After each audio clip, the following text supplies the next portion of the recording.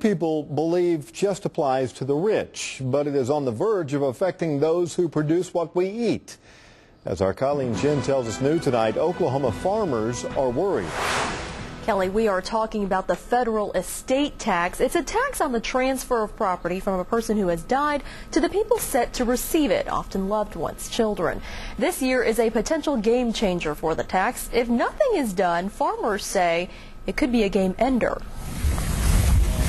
It's a field that has generations of history.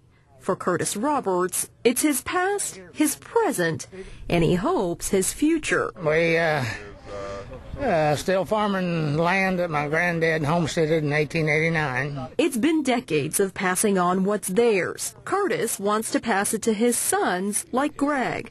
The fields may be in jeopardy.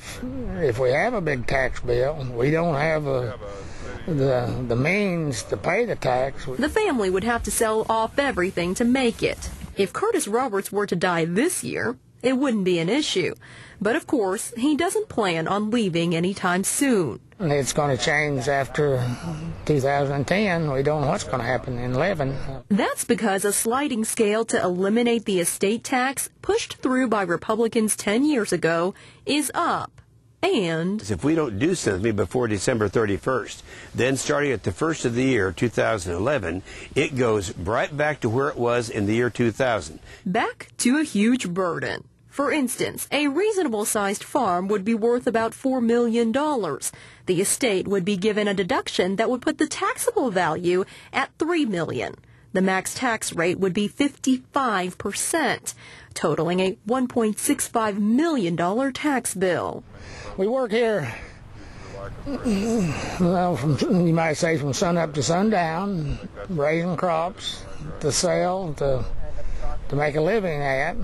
And if tax is so much that we can't do that and have to sell out. And that's because many farmers are asset-rich and cash-poor, since farming wealth is often tied up in land. They say if they're wiped out, it will hurt the economies of the small towns they are into. Kelly. All right, Colleen. Senator Inhofe says he is working on legislation to relieve the burden on farmers. He says while our lone Democrat Dan Boren is on board, most Democrats are